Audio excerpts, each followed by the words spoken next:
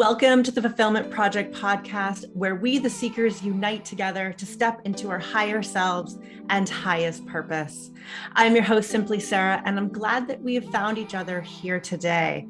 My aim for this show is to give you some tools and strategies, along with the awareness of emotional intelligence and intuition, as you create a life and business from alignment, creating more joy and fulfillment every single day. Hello, welcome to the Fulfillment Project podcast. As you are going about your day, whatever that looks like for you, I'm just honored to be on your journey. So thank you for tuning in. I have a guest for you today on the show, Jasmine Moore, and we get into a beautiful conversation about the dark feminine and honoring the totality of who we are as women. Exploring the dark feminine is something that I have just started focusing on this year and not something that we have talked about here on the podcast. So it's a fresh new topic coming your way. I'm going to introduce you to Jasmine more in depth in just a moment. But first, there are two things that I want to bring to your awareness. First, my upcoming book, Follow the Joy, is open for pre-sales. Yay! And my heart is so full from all the wonderful and encouraging messages that I've been getting. The support for this, I feel, is amazing. So thank you if you've been someone who's been messaging me. The book will be ready for sales on Amazon and shipping November 21st. But if you order now or before the end of October, not only will you get a discount on pricing, but I'm also going to be including a bonus course for you to be able to dive deeper into the work of following the joy far beyond what I have included in the book, with some resources and some worksheets and all that fun stuff of doing the work and diving in. You can go and pre-order right now at followthejoybook.com or grab that link in my show notes and you'll be taken right to that page. If you want a free copy of the book, plus the bonus course, plus have the book in your hands before it's even released publicly on November 21st, I am hosting the second Simply Aligned event on November 18th, the Friday before. And with your ticket purchase, I am including all of that for you.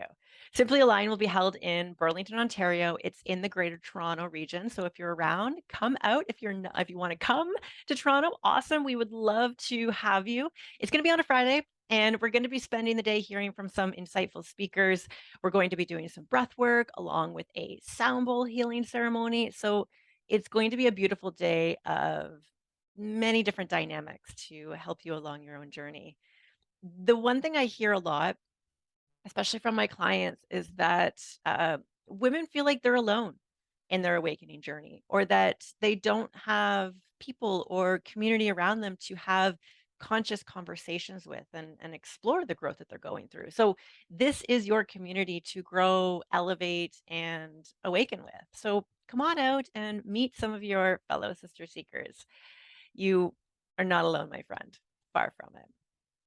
Oh, and I will also be doing a reading and book signing at the event as well. And we are raising money from ticket sales for $1 Million Smiles, which is a non-for-profit organization that Joe and I have been involved with for just over the past year, helping families and children with life-threatening illnesses or special needs. And so we build playgrounds for them. We raise money for different things that they need and so forth.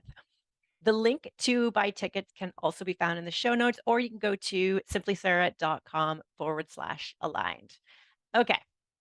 Our episode today is with Jasmine Moore, who I was raving about a couple episodes ago, as she is the creator and host of Bliss Retreat, which I attended back in August and had such a profound transformational experience. I just had to bring her on the show here and give you a proper introduction to her.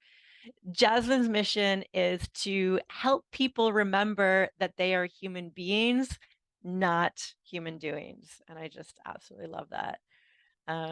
Her story rings very similar to mine, where she followed the quote unquote path to success and checked off all the boxes of what a good life is, only to find herself unhappy and unfulfilled. And so she spent the last 7 years reconditioning herself and helping others along the way.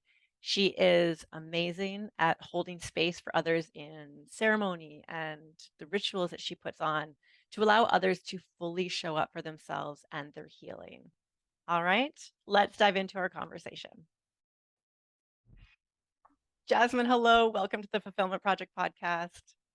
Hi, Sarah. I'm so excited to be here. Yes, I feel very honored to have you on the show. Mm, I had lunch just this past weekend with our mutual friend Barat, mm, and I was telling him about, my experience at Bliss Retreat with you, which I want to chat about here, mm, and how blessed I was to feel like I came across you at the right time just this mm, past year with honoring my feminine side more and opening me up to the dark feminine, which is what I would mm. love to chat about on this conversation.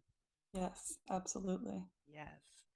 So I would love for the audience to know more about you and know your story. And I'm sure we'll get into that through conversation. But Mm. how would you explain the dark feminine? Ooh, right off the bat. Okay, so for me, the dark feminine, in all honesty, is the part of that feminine that as a society and as a collective, really, we have learned and have been conditioned to dismiss.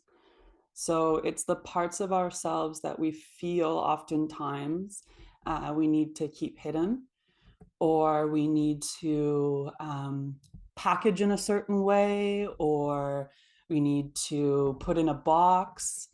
Um, yeah, that's how I would describe the energy of the divine feminine. And then it will show up differently, or sorry, the dark feminine. Hmm. And then it will show up differently in each of us. Hmm. Mm-hmm. And, if we look at society and what really it values, which is more of the masculine, the feminine gets massively, massively suppressed in our culture. Right. And I'm a big believer on, the masculine and the feminine is one. Like you cannot have one without the other, right? It's a dance, and it is harmonizing of energies. That's the point of that masculine and feminine polarity. So we can't really have a conversation about the feminine without talking about the masculine. And what you're saying about society, it's even more that um, that we're the masculine is, or the society is focused on the masculine and not on the feminine, suppresses the feminine. It's the fact that the masculine is focused on, like you said, our goals, our achievements, our to-do lists, our actions, our external identities.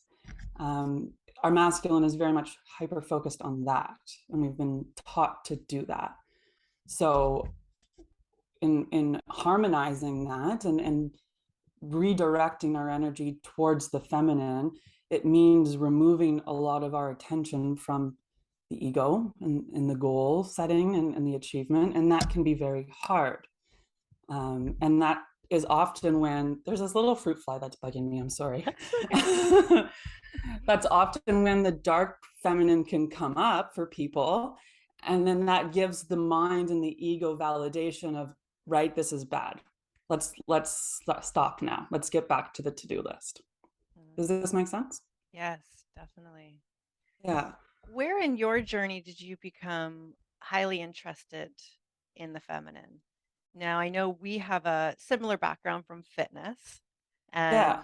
and now I see you as this beautiful, like grounded, doesn't wear a bra, doesn't shave her armpits, fully in her truth, a woman, and you just fascinate me from the way you hold yourself. And so, when was this sparked in you, or has it always been there?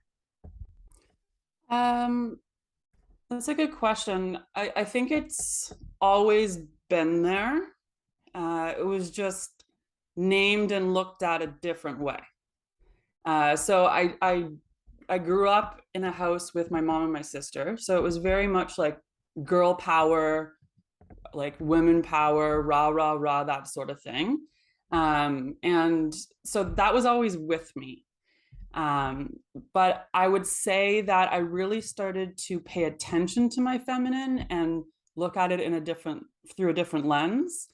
Um, when I recognized when I was in science and then when I was bodybuilding, it was personal training, I it something was not right. And even though all the boxes were being checked and I was living life according to what they tell us would bring us happiness and success, something was off. Something was wrong, not jiving. And so it was an investigation of energy, really, at that point.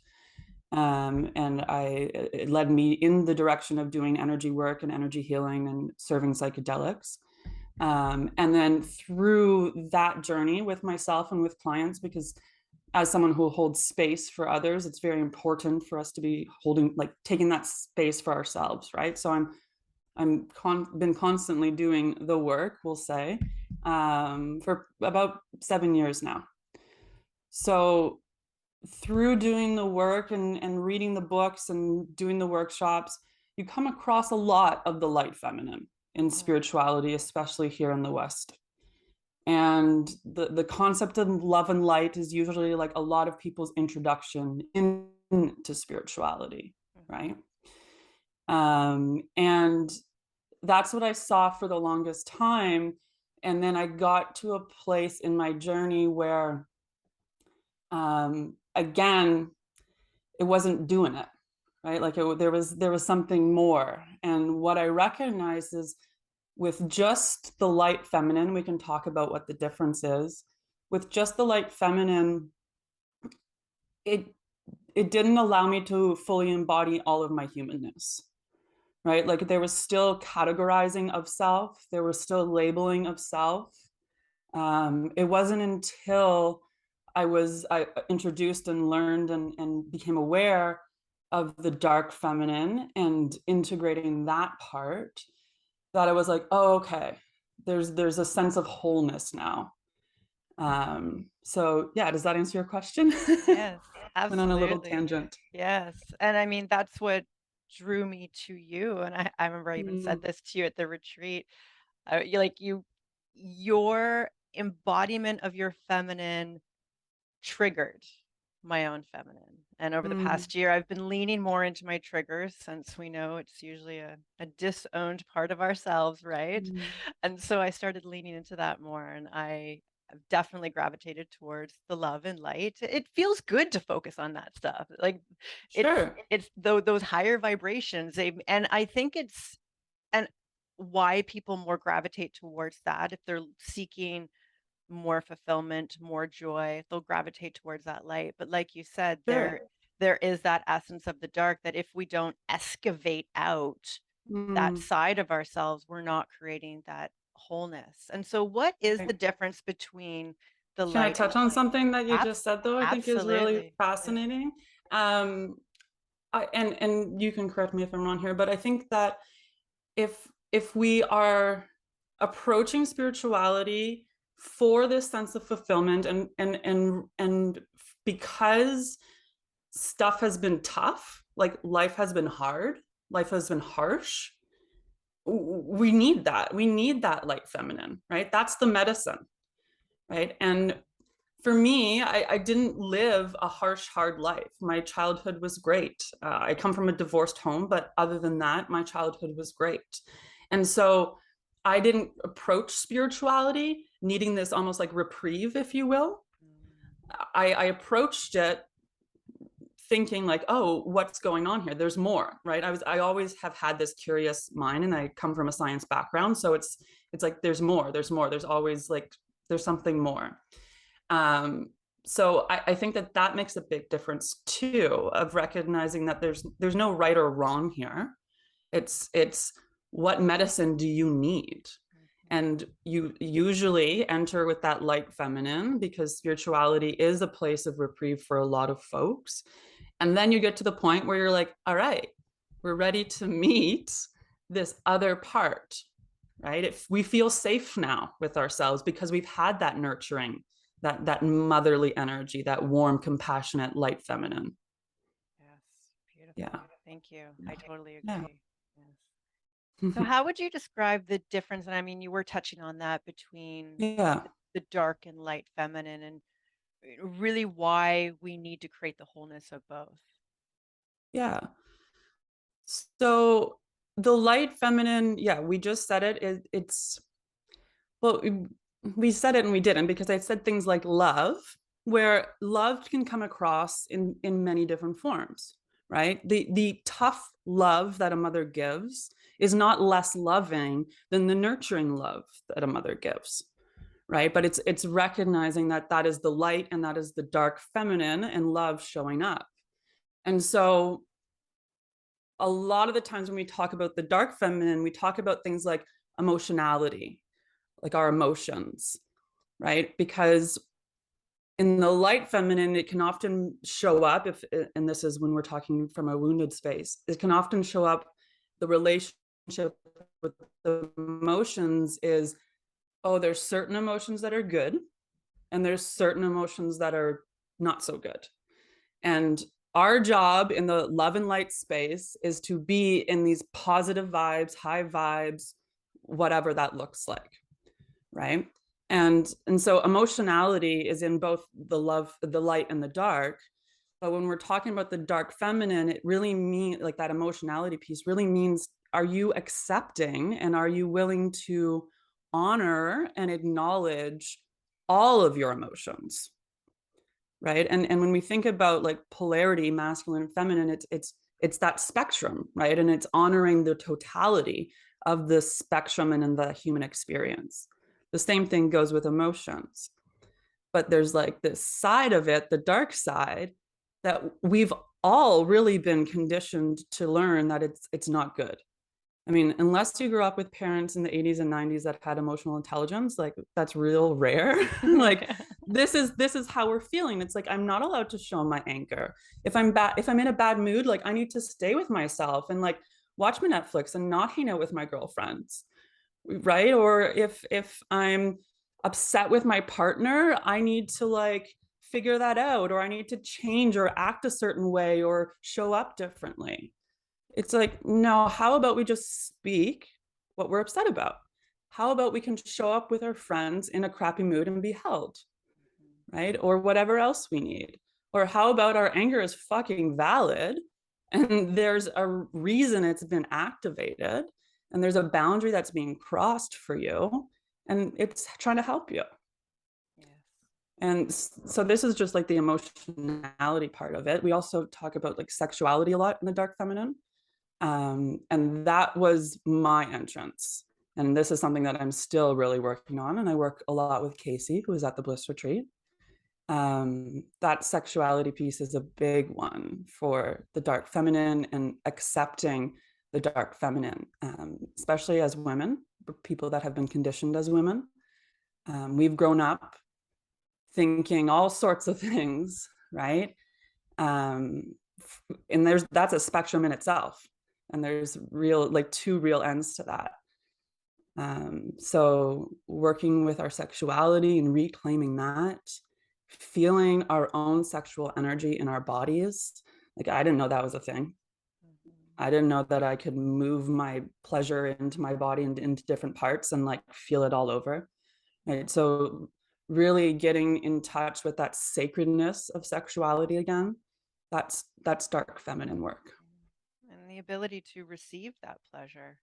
Yes. That was a huge thing for Ooh. me, feeling like I had to give and Mm. not giving myself the space to actually sink into it, to receive that pleasure, to honor that Yeah. pleasure, to feel valued and worthy of that pleasure. Yeah, totally. I think as folks that have been conditioned as women, like, we do a lot.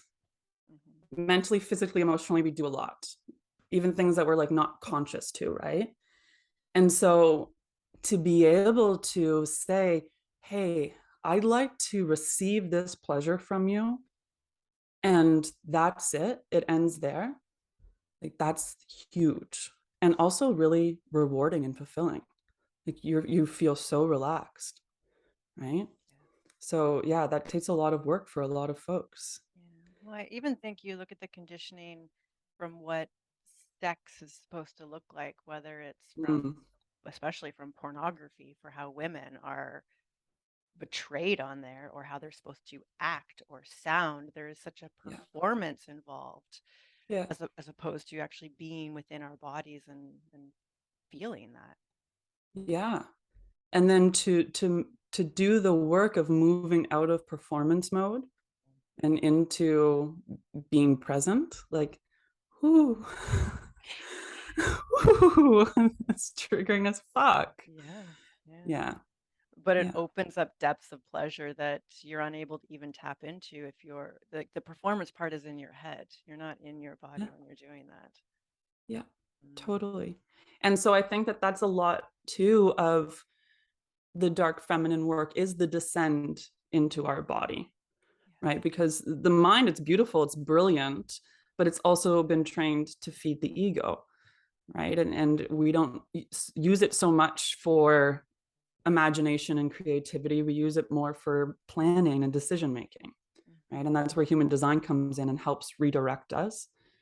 But the mind and its beautiful complexity has mechanisms to keep us from going down there and descending down there, hence the triggers, right? And we really have to be sure that we have the space and the capacity to enter those triggers. It's not we're not saying that you should just like willy-nilly push yourself into places that are uncomfortable. It's taxing. Mhm. Yeah. And I have to say, you hold space beautifully for Mm, activities and exercises to be able to do that. And I think it's that safe space where all of yourself is honored to show up, yeah, which is highly valuable. In our everyday life, we don't necessarily have that unless we go out, seeking that space yeah, for ourselves. yeah, totally. And that's what the bliss is all about, right? Is here's 4 days and here's some tools that you can take home with you that really allows you to tap into these parts. And also, it's not even tap in because they're already there. They're speaking to you in some way. It's more like to alchemize these parts and to shift them and become aware of them in different ways so that you can integrate them differently into your life, whether it's releasing the habit, changing it up, whatever that looks like. The healing is very nuanced, but Yeah. yeah. What have you seen, just to give the audience some context, when when a woman denies her, not denies, but suppresses her femininity, or consciously or unconsciously, what shows up in her life in terms of symptom wise? Ooh, I can't say that. I can't answer that. Okay. Yeah, it's and the sentence that I had just finished with, like healing is so nuanced, so is the the way that our wounds show up or the energy that shows up, right? Because is it the light feminine that's suppressed or is it the dark feminine that's suppressed, Mm, right? Some folks have grew up in highly sexualized environments, right? Highly emotional environments, a lot of dark feminine energy, and their light feminine has been suppressed, and so it's going to show up differently than someone who's in a light environment and that dark is suppressed. Does that mhm. make sense? Definitely. Yes. Yeah, yeah, One of the exercises that we went through at Bliss was the Osho meditation, yes, which was very transformative for myself. And I talked about it a couple podcasts ago, which was the allowance of rage and yeah. anger. And I'd love for you just to talk about the purpose of that meditation, the benefits of it, maybe even like how it's constructed. Yeah. Um, yeah, sacred rage expression is one thing, and it's a part of that Osho dynamic meditation that we did, which is taken from Osho, who's a guru who had he had basically a cult, and there's a lot of, what's the word? Um, Not gray area. Oh, the word is escaping me. But controversy. There's a lot of controversy around Osho, and rightfully so. However, his dynamic meditation is fantastic. So what it is, it's a 4-part meditation, and each part is very different from the next. The first one is a throat and self, if you will, activation. So it's really meant to activate the solar plexus energy center and the throat energy center. You had a beautiful demonstration of it on your podcast where you talked about bliss. So it's like this marching and this guttural whoo sound. And it's to do just that. It's to activate self, activate the power, activate the throat. And then that moves into expression of anger. And we do provide some examples of how you can express that anger before the meditation starts. So there are like 8 or 9 different techniques that you can play with. And in that anger portion, it's to do just that. It's to express, embody, channel, allow that anger to move up and out of you. People often say, well, like, oh, well, I'm not an angry person. And I say, well, neither am I, but I know how to fucking scream if I need to scream. Right. And this is just it. If we're clinging to the identity of I'm not emotional, I'm not angry, well, like, are you sure? Right. And this is the opportunity to recognize that none of us are an angry person. It's we have the ability to experience anger. And this is how we can start to um, embrace and honor that dark side of the emotional spectrum, is recognize that it doesn't mean that we are that. We're just going through this experience, and it's a normal, natural human experience, especially with what we're going through and in the society that we live in and the way of life that we're enduring, if you will. Right. So it's a practice and it's an opportunity to recognize, okay, like for those, and I'm speaking specifically to those to say that say I'm not an angry person. It's a practice to say, okay, yes, I'm not an angry person, and also I realize, oh, I can't scream if I want to scream. Like there's a block there with my relationship to anger. So let's practice, right? And just by doing that, well, you saw, just by allowing yourself to lean in to anger, and we often like say, if you don't feel any anger, if there's nothing in your life to be angry about, pick something in the world, right? There's lots in the world to be angry about. Um, and as soon as you lean into it and start to express that anger, plus it's a community experience, so other people are raging around you, that really helps. You can access it, right? And you had that experience at Bliss. Yes. And I've even Yeah. recognized Bliss was what, 4, 6 weeks ago, something like that. Something like that, yeah. Yeah. I've recognized my ability to communicate my feelings a lot more openly as well, and recognize when I am heated, we'll say, or Mm, triggered over something, or that bubbling of, those first symptoms of anger sure. that I would normally just, oh, no, no, no. Mm, It's not bad enough for me to say something. I don't want to rock the boat. I sure. don't want to open up this conversation and start a fight. All of these narratives that Sure. I would normally play in my head, being able to actually express how it made me feel, Yeah. but do it in a way where I didn't feel like and I think I suppressed so much anger. I never wanted to feel like I was hurting someone else with my emotionality, Mm-hmm. didn't know if my emotions were valid, Mm-hmm. and also didn't know how to express them by like, not that anything needs to be fixed or like I'm not a victim here, but this is just how I feel, like just to express the emotions, and Yeah. not growing up knowing how to communicate that, or having, like what you're saying earlier, emotionally intelligent parents. It's we don't know Yeah. how to deal with emotions. And so I've recognized how much more energy I actually have by communicating how I'm feeling openly and honestly. It's incredible. Yes. It's incredible. Yeah. Yes. And I look back on like all my health issues, and I am highly intrigued if it's from stuffing down so many emotions over decades. We don't realize how taxing it is. And I Hmm. think especially people in female bodies, that womb space, ooh, she can hold on. Yes. stuff, Yeah. right? And that's what these practices are all about, is to give you a space and an outlet, because along with not being taught on how to deal with the emotion, we're also not shown what to do when we get angry, right? Like, how do we navigate that? What's the appropriate response here? And we've either learned to project it onto others, or I'm not an angry person, right?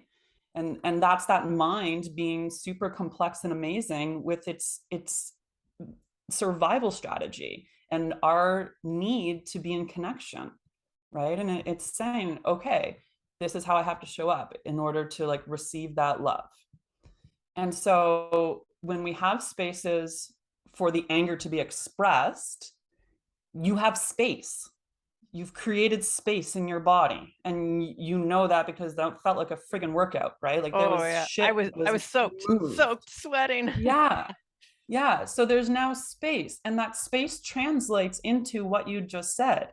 Hey, I now can recognize, oh, I'm shoving this down. I shouldn't be doing that. Hey, this made me feel this way. Right. And then that's its own practice of nonviolent communication, which is just another skill that we can learn. But yeah, I think it's really important, if we don't have those spaces in our home where we can say, honey, I need the bedroom, and pound some pillows for 5 minutes, that we seek out community spaces where sacred rage is being expressed and embodied. It's happening more and more, and it's really cool to see. Yeah. Do you have any suggestions for women? I feel blessed to have a partner who does a lot of the same work I do, and we can have Mm, so much neutral, open, conscious conversations. What if there's any women listening here mm, whose partners are not there with them yet, or they themselves aren't even there? How to express their mm. emotions? Yeah. Well, this is my scenario, so I can speak directly to Ah, it. beautiful. I need a sip before this one. Yes. um, yeah, well, first, I think it's recognizing, what are your core needs in your relationship. Do you need your partner to be that emotional support system? Do you need your partner, and maybe I'm getting your question wrong. Do you need your partner to be able to hold space for you emotionally in the way that your trauma needs, right? Um, and then the second question is, does he have if the answer is yes, like if you absolutely, that is a non-negotiable for you, the second question you have to ask is, does he have the capacity? Is it fair for me to be asking him to meet these emotional needs that he might not have the capacity for, right? And it's being real and honest, and taking that personal responsibility, both in both scenarios, right? Like your emotional needs and the needs of your trauma and how it needs to be tended to, that's real. You should not um like suppress that or put that aside for anybody. And I think that's a lot of our work, and that's where the dark feminine comes up a lot with people that are conditioned as women, is that makes us feel so fucking selfish. Like, to put our needs first and to be clear and have boundaries, we're the bitch, Mhm. right? And that's just not the case. You're an individual human with sovereign needs and desires, and those deserve to be expressed. And that's just the end of the sentence there. Like, we're done. And so being real with that is, do I absolutely need him for my emotional support? Do I have a girlfriend, a loved one, someone else? Right. And then doing the work to not dumping on them. Or, and then if the answer is yes, asking, do they have the capacity? And if in being real, if the capacity is not there, you have to honor that. You can't continue to dump, right? They could say, hey, I want to meet those needs for you, and then constantly not show up. That's them saying, like, hey, I can't actually meet these needs for you, right? And we're having this conversation of the person not being where you're at in your emotional intelligence and in your path, So there's a point where the more conscious person has to be that bigger person. And sometimes being that bigger person means, yeah, I do need my emotional support in my relationship to be taken care of. And no, he doesn't have the capacity. So fuck, I gotta go. And that sucks. Right. Um, the other thing for me is I find that where I get upset the most with my partner is often where I'm energetically or emotionally meddling where I don't have to be, where I'm kind of like trying to control in that shadow feminine way. I wish I had a specific example, but there's not one coming up for I was me. going to say, But what does that look like? yeah, well, here's an example. It's not something that I do anymore, but something that a lot of people I think can relate to. Something that we do to manipulate as in the shadow feminine is um, with our sexuality. If we don't want to have sex, like if we're not feeling alive and sexual, a lot of the times women are conditioned to just give sex to their partners because it makes them in a better mood or whatever that is, right? And so that shadow feminine is showing up of like, okay, I'm just going to give, but there's an underlying reason for you, right? Like you don't want your partner to be in a bad mood. Instead of addressing what's happening and showing up and being honest and communicating, we're just doing the deed to like change the vibration of the moment, and then the cycle continues. Like, does that make sense? Yes, yes, Yeah. yes. I think it's interesting when you look at sexuality from, the male and the female side of it. When men can't perform, they can't perform. It's just Mm, that. Whereas women, sure. sometimes there can feel like just an expectation because, well, there's not much I need to do. I just need to show up. And Yeah. it can be easy for us, and I've definitely been there as well, to just go through the motions, Yeah. but almost eject myself out of my body because I don't even want to be in that position anyways. Yeah. And Yeah. disowning a part of ourselves in that process. Yeah. Totally. Mm. So it's tricky. It can be very tricky and nuanced in this conversation and through the healing work that you have to navigate. Yeah. Is there anything you're working through right now with your feminine, or anything in your healing that you'd like to share with us? What should I share? There's always There's stuff. always stuff. And I think that that's true for anyone who's like living a conscious, aware life, right? Like if we're conscious, it's like, and when I say I'm working through stuff, it's not like I'm poring over it in journals and crying about it. It becomes quicker Mhm. as you become more conscious and aware. It things kind of process and move faster as you commit and devote yourself to that sort of life, right? Easier said than done. But right now, I'm working a lot.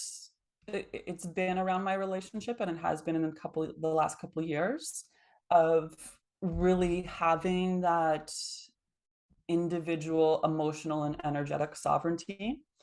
For me specifically, I am definitely an empath, and I believe that there's so much power in being an empath. And I also recognize that it is from my trauma.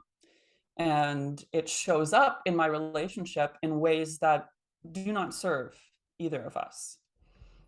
Mike is not my client, right? And so to be creating that energetic boundary, and this is not done through conversation, this is not done through any behaviors, it's just really me um, doing my own practice energetically. And what that looks like for me is putting myself into a cosmic egg, and it's just a visualization where no cords or anything come in, and I can't come out. And it's just this energetic separation.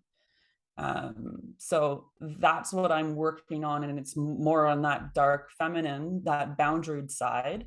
And that doesn't mean I'm not compassionate, and that doesn't mean like I'm closed off. It's the exact opposite, right? I am just truthful and honest, but I'm not meddling. Does this make sense? Mm. Like almost your tentacles of energy can go out and into others. Is that what you're saying?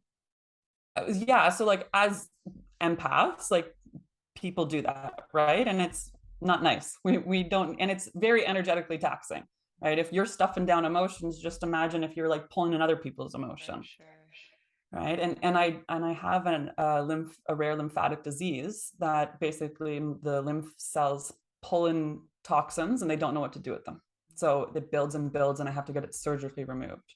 So it's like basically this empath's disease that has manifested in my body. Wow.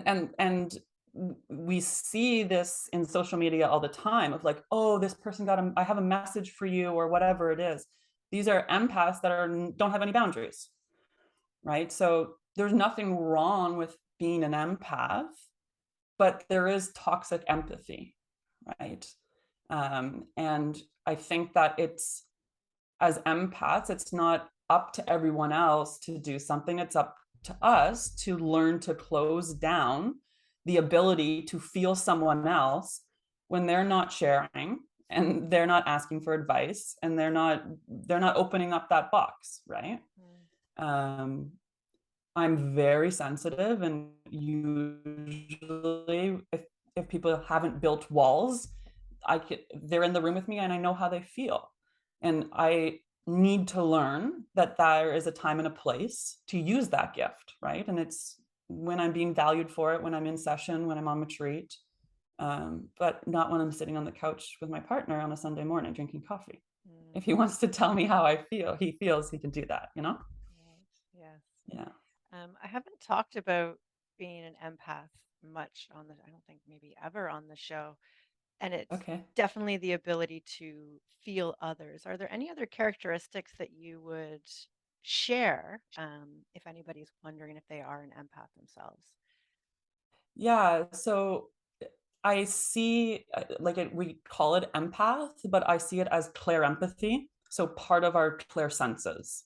So most of us know clairvoyance, the ability to see energy, but there's also clairsentience, the ability to feel. So we're not talking emotions, we're talking about like tight gut or closing of the throat or quickening of the chest, those body sensations. There's clairaudience, so the ability to hear, clairgustus, clairalience, smell and taste. And then there's clairempathy, so the ability to feel emotions. And so for yes, we can feel how other people are feeling, but it's also recognizing that it's an energy. So we're not always correct in the source of where we're feeling that energy from, right? And because we live in such condensed populations, there is a very good chance, especially if you're not clear on your empathy and you don't have boundaries with your empathy, that you could be feeling something from someone else and then projecting it onto your partner. Your partner's like, what? Yeah. I don't feel that way. And so even now with my clients, I say, like, if anything doesn't resonate, you let me know, we throw it out the window, right? And it's just a conversation of being in sovereignty with clients. But yeah, does that help? Yes, definitely. I recognized my own empathic abilities years ago. It was interesting. Back in May, Joe and I went to a seminar event in Toronto, first one that we had been to since COVID hit. And it Mm, was at the end of the first day, I felt drunk. I mm. it was staggering. And you know, Mhm. Joe does NLP work, and he did a bunch of stuff on me, and we surrounded myself and cleared a bunch, but it was just staggering how much I had pulled that in without being conscious of all the people I was in the room with and all of that energy and all of those emotions and Yeah. all of that coming at you. Yeah. And also, like, you could see how powerful that could be if you were in a one-on-one session where there was consent and you were being valued for your gift, right? Like, that could be a very powerful experience if honed. Hmm. But again, that's like that dark feminine healing ability. that we don't honor collectively. Mm. Yeah. I want to chat about bliss a little bit more in depth as we wrap up our conversation, because I want to help you promote this. I basically did a whole podcast on this, because I know there are women in my audience who need the work that you have and the spaces Mm-hmm. that you create. And so, who is bliss for? Mm. What is bliss? Tell us about bliss. I appreciate your desire to help me share Mm, this weekend, because I agree. More people need access to spaces like this, and um, especially what we're doing at Bliss. I don't think you can come by it easily these days. I've never seen Um, anything like it. So yeah, yeah. so Bliss is essentially a 4-day container for you to show up fully. And if you don't know how to do that, we provide tools to assist you with that process and to assist you with accessing your full expression. And we kind of talked about it a little bit with the Bliss, or with the Osho rather. But even right from the get-go, even from opening circle, I make it clear that as facilitators, we're not there to sit above you or to be your teachers or to be your guides. Even, we're there to be among you and to be your sisters and your brothers, and to share and enjoy the moments that happen over the weekend. And that's really important for me. I don't like the hierarchy in spirituality or spiritual healing. I think it's that community and that family essence is really important, from the very get-go. And then we start the intention of the weekend of like that full expression, which is the feminine, but also like activating all of that divine feminine. So rest is a big part of feminine energy, that, and we're not talking about sleep, right? That we're cut off from is rest. And so we go, Friday night is really chill, and we go into a sound bath and promoting that rest and relaxation right off the bat. The human design workshop is there to guide you, like we said, from your head to your body, right? How, and human design is very specific to you and your birth time, and there's a lot of variety in it. But how can you specifically and efficiently work towards moving from your mental mind space into your now moment and your present reality? And then the holotropic breath work is there, and you saw this for sure, to help you know that you have access to your unconscious space, and help you recognize that you don't even really need to take a drug to access, and not even just access, but release and surrender and move and alchemize what is ready to. And again, we're touching on that dark feminine, because we don't need to know. The unknown is very much part of that feminine space. And a lot of us hate not knowing, right? So while some got amazing visuals, some just got big waves of emotions, right? And that practice is going to change for that individual every time they approach it. And then the plant medicine ceremony, right? And we're going deeper, even deeper into our unconscious, removing that ego mind, that thinking brain, so you have a clearer view. Um, and then, so we basically like climb up this mountain to that psychedelic experience, and then we slowly climb back down.